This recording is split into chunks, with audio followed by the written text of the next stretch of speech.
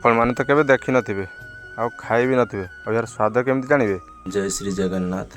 तो सांग मैंने अलरेडी बाहरी सारी काम कर जाए तो बर्तमान मुझे खाइबी तो खाइबा आज कला पत्र पढ़ाई जहाँकि मोर फेवरेट थिला। और खाई सारे मुझे गाड़ी धरिक पलि आसती और किसी मित्र आसिक काम उपर पहुँची जाइए।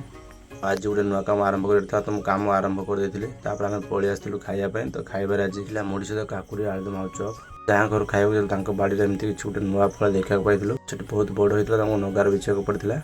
तो बर्तमान या नहीं जावा और खाइबा टेस्ट केमती देखा यार भर संपूर्ण देखा मैंने आत टाइप तो खाइबा तो केमती लगे देखा। यार स्वाद था खट्टा आउ मीठा आउ ए फलर नाम किस निहाती कमेंट जनइबे।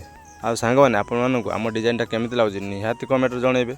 आ वीडियो गोटे लाइक करेंगे चैनल को सब्सक्राइब करेंगे एमती नुआ नुआ वीडियो देखापी।